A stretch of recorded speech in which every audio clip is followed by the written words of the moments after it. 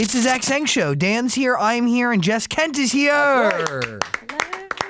Clap, Tony. Clap. Please. Yes. Debut Thanks, AP guys. is called...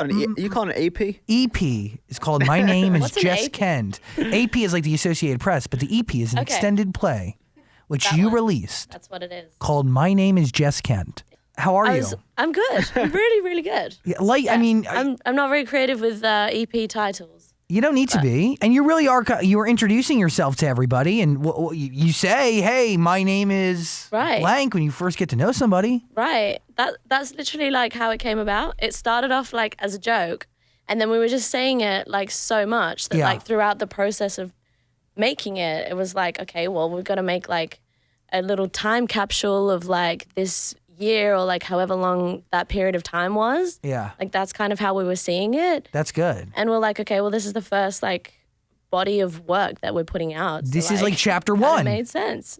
This Right. is, and do you see all of your music releases like that? Because they kind of are, right? You're very personal producer, songwriter. They're extensions of you. Yes. So, I mean, do you envision this music as chapters in your life because it is reflective? Yeah, you know what's well, I mean, the EP is like as I said, it's the first body of work that I put out. Mm-hmm. But it's like crazy to see how like things actually do like it actually was a little time capsule. Yeah. So like I'm starting to think of like my processes now as that.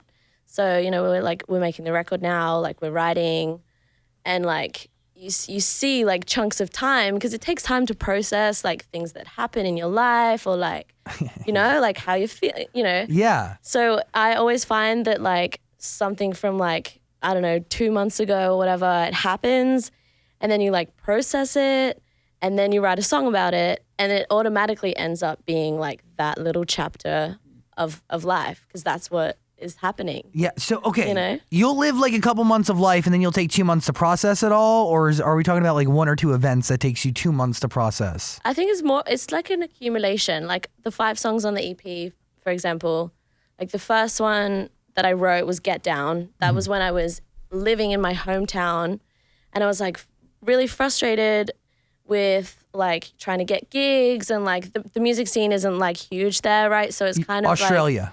like, this is in Australia. Where? Yeah. Where were you doing it? So my hometown is in Adelaide. Okay. It's small. I know. I love You've been there? Australia. No, but I have friends from Adelaide. Okay. Yeah. It's really, really nice. The whole country's amazing. It's a sleepy, sleepy town. Yeah. But it's hard to get Sleepy country. gigs and like it's hard to break through a little bit. This is the thing. So I was like, right, I've got to go. If I'm going to make music and make that my job, my career, whatever, I'm going to have to go to Sydney. Mm-hmm. It's what I was doing anyway, 24/7, but more of like just as a passion.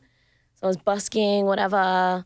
So Get Down really is like about that little time period where we Yeah. were just kind of causing a ruckus, really, just like getting up to mischief, like that, like we So just. what was it? It was like your journey to like find yourself and make music and to kind of achieve, but also because you were young and kind of immature, you were able to kind of do things and not really have there be any. Right. You're not tied to it, right? You can make mistakes Right. and be crazy and be wild and. Yeah, we were just having fun. Like Yeah. I was in high school. That was like the little period of my life. There was no like I didn't write it for anyone or for a purpose. I literally just wrote it because it was like a very selfish process. I wrote it because it was fun. And then the songs that follow that are the ones that you hear on the EP. And I didn't even do this deliberately, but it is following a process of what happened in that chapter of like moving to Sydney, like by myself, like And no that's money. that's like a big move. Like for anybody here in the States, that's like saying like, you know, like Wisconsin to Manhattan, right? Like moving to the big city. It's a don't huge know. deal. I mean, But yeah, in American terms, if you live in Alabama and you want to achieve your goals, you move to New York or LA. It's the same thing. it's a big move. Yeah, and you did it alone with the support of your parents or They were supportive, but from when I moved to Sydney, I was like completely independent. Like I had no money. Yeah. No, I didn't even have contacts, to be honest. wow. I didn't have like resources. I was like scratching around to find like a studio, So just what like do some demos. what was it? Like what was the one moment that kind of changed everything? Because it really does only take one moment. You know, as I said, I busked for a long time. So I was like performing on the street, like playing performing. guitar. Yeah. So that was great. I was trying to get gigs for so long and kind of writing and doing that whole thing. And I don't know what it was. I finished school and I went to uni for a little bit to do writing. Mm-hmm.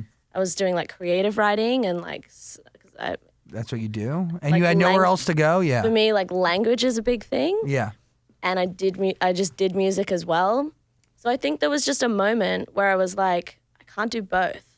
Like I can't work a job and do that and try and do music. It has to be like plan A is my only plan. So I just decided. So you fully committed Yeah. to music 100%. Yeah. I literally booked a plane ticket with like I think I had like $700. Booked a plane ticket. By the time I got to Sydney, I had like $300. And I was like, right, I need to find somewhere to live.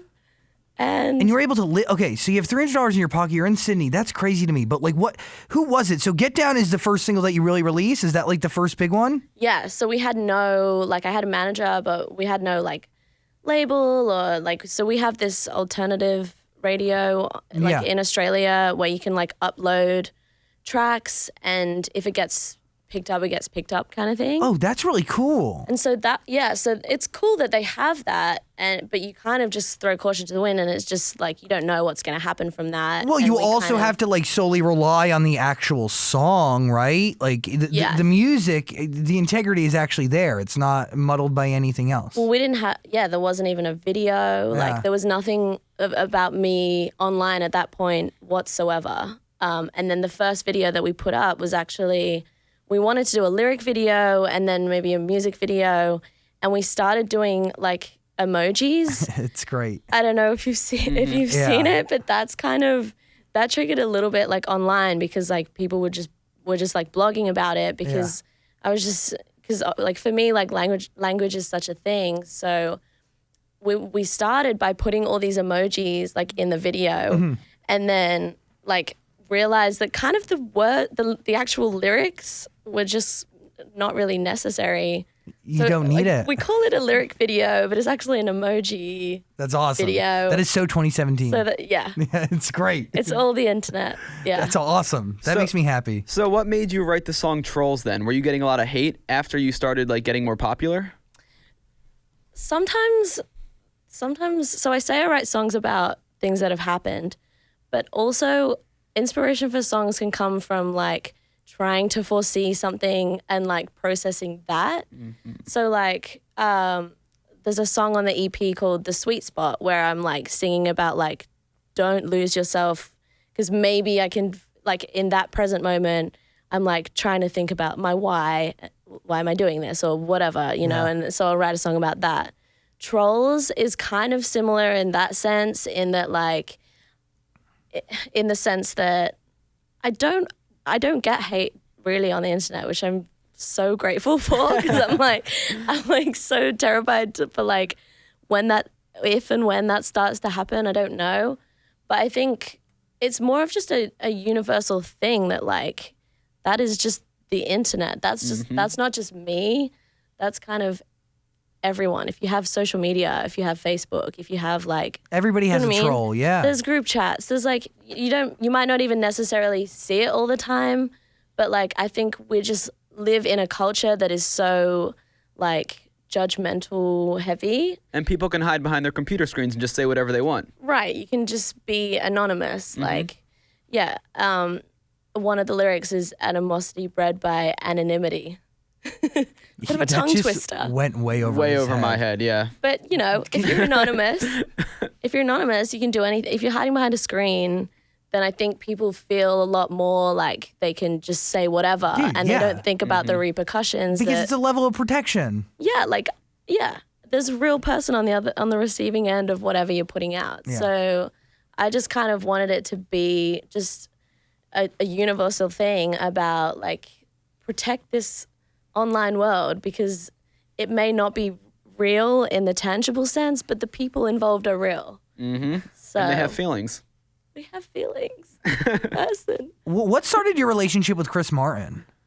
So he found the emoji video. Okay. And he was like, this is cool. It's awesome.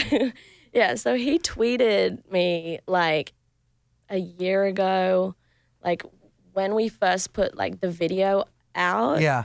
He tweeted, and then a few months later they were coming to Australia to do their Australia and New Zealand tour. So they hit us up and we were free. So Pretty great. We said yes. I mean, So that was fun. what would you credit with you coming here to the States? Because you coming here to America is a big deal. And you're known in Australia and obviously two different universes, right? Different universes in the way we live, obviously, but also in the way the music industry works. Right, You know, it's very different. I love Kyle and Jackie O, but they're not here, you know? They're funny. They're the best ever. Yeah. They have the greatest show. But it's a different world here. What brought you here? What was Get Down the reason you're here? Like that was your vessel? Yeah, I've been doing trips out to America for a while, but it's been very kind of intermittently, like for a couple of days or for a few days. So I'm spending a little bit more time out here now, and now we have You have the day tour? shows, and so we have to be here a lot, which is great. I love it here. Are you going to move here? I would move here in a heartbeat. I currently don't have a home, so because Hello? my home is the bus at the moment. That's not bad though. But if I was going to move somewhere, I'd love to move here. A part of Be you great. wants that, right? Yeah, To live on a it's- bus? That's the experience. That's the dream. It's so fun. Well, yesterday was day one with Daya. Okay. So we're still like, oh my God, we're on a tour bus. This is so cool. Like, we got a little cupboard for our snacks. And there's an Xbox. We're just gonna play Xbox all the time. Great. What motivates you? Is it the thought of like having to go back to the street to perform? Like, what keeps you focused? What keeps you going? Having to go back to Adelaide. I mean, street performing, it fulfills you artistically, I would assume, right? But it might not be the most fulfilling in other ways. Yeah, I think it's just, I mean, street performing was great.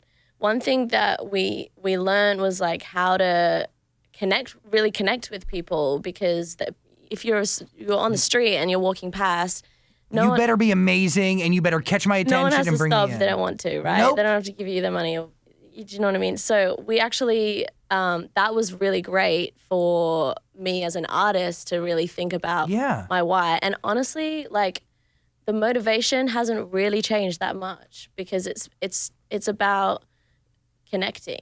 Like, I think that's why a lot of people who write songs or like play music, like, that's the joy of playing music, is like making someone feel a certain way. And if you're communicating something, like, it doesn't matter if it's like happy or chill or like, well, whatever the lyrics are of the song, like if I can articulate to you like how I'm feeling and have people go, I get you, that's like the biggest, like, that is my motivation. Like, that is my whole reason for doing it. Beautiful. Where does your reggae influence come from? Well, my family friends and my dad used to like play in bands, and they would just like be in like the kitchen rehearsing, and like we'd go in and like make some toast and be like, oh, sick, like guitars, and there's a drum kit in the kitchen. Every kitchen has one. So that was like totally normal for us. So we kind of just, like, I grew up listening to like a lot of different music, and I would just always congregate towards like the Police or like kind of rocky, like rootsy reggae bands, and like Britpop, which is like really big in England.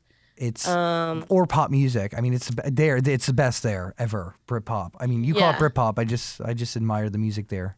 Yeah, it's awesome. It's actually like is like quite a UK thing. It's like, a different sound. Like the reggaeton and like the dub, and like, so those kind of have stuck. Cool. Yeah. Jess Kent, everybody. Make sure you Asking check out her EP right now. My name is Jess Kent. Go.